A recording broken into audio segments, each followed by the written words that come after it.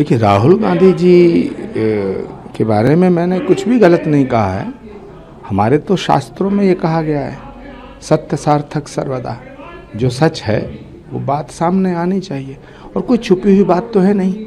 जिस तरह की हरकतें, जिस तरह की बातें, जिस तरह के कारनामे राहुल गांधी जी के हैं, तो उसे देख के तो लगता है कि वो मेंटली डिस्टर्ब हैं।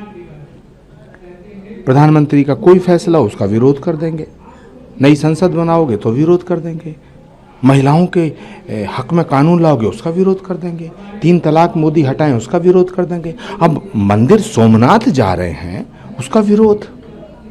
प्राइम मिनिस्टर मोदी ने देश से एक रिक्वेस्ट की है, एक अपील की है, तेल बचाने की, डीजल बचाने की, थोड़ी किफ़ायत करने की, सादगी के साथ रहने की। तो इसको तो अप्रिशिएट करना चाहिए। लेकिन राहुल गांधी इसमें भी प्रॉब्लम क्रिएट कर रहे हैं। तो मुझे लगता है कि राहुल गांधी कुछ पगला गए हैं, और सबसे ज़्यादा ज़रूरत है उनको दिमागी डॉक्टर से दिखाने की, क्योंकि उनकी जो हरकतें हैं, उनकी जो बातें हैं, उससे लगता नहीं कि वो नॉर्मल है। चार्ली चैपलिन की तरह घूमते रहेंगे, ऊंची पैंट पहन के डोले वोले दिखाएंगे, तो इससे क्या लगता है? देश के भविष्य के बारे में सोचिए आप। देश का जो वर्तमान चल रहा है उसमें जो समस्याएं, उन पर बात कीजिए आप। देश का प्राइम मिनिस्टर जो बोलेगा उसके खिलाफ बोलेंगे। तो मुझे लगता है कि मैंने राहुल गांधी जी के बारे में जो कहा है वो बिल्कुल स्वतः प्रमाणित है, और हमारे यहाँ शास्त्रों में कहा गया है, प्रत्यक्षम किम प्रमाणम, प्रत्यक्ष को प्रमाण की आवश्यकता नहीं होती है। तो मैं कहना चाहता हूँ कि राहुल गांधी जी को बहुत ज़रूरत है किसी दिमाग के डॉक्टर की, उन्हें दिमाग के अस्पताल में जाना चाहिए।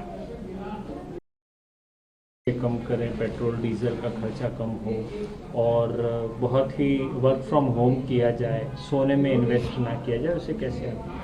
देखिए, जैसे एक घर का मुखिया चाहता है कि घर का भला हो, इसी तरह देश का जो प्रधानमंत्री है वो पूरे देश का मुखिया है।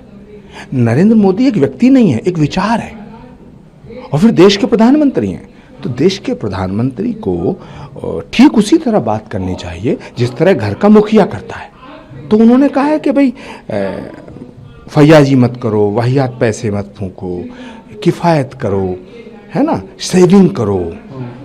तो घर का जो मुखिया है वो घर के लोगों को समझाने की कोशिश कर रहा है, तो इसकी सराहना होनी चाहिए। प्रधानमंत्री मोदी के जीवन में उनका कुछ नहीं है।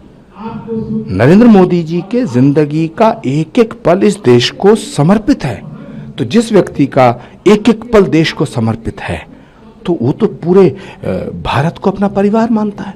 तो अपने परिवार को अच्छी बात बताना, नसीहत देना, ये तो घर के मुखिया का काम बनता है। क्रिटिसाइज कर रहा है, और इसी को लेकर के बीजेपी अब कह विपक्ष है वो देश विरोधी रुख अपना रहा है।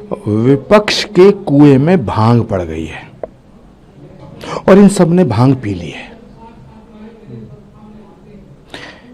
इनका भविष्य अंधकार में है। मोदी का विरोध करते करते ये देश के खिलाफ खड़े हो रहे हैं। इन्हें आत्मचिंतन की जरूरत है, आत्ममंथन की जरूरत है। हरियाणा, गुजरात, मध्य प्रदेश, छत्तीसगढ़, उड़ीसा, अब वेस्ट बंगाल, एक एक करके देश की जनता इन्हें सबक सिखा रही है, लेकिन इन्होंने ऐसी भांग पी है कि सीखने को तैयार नहीं है।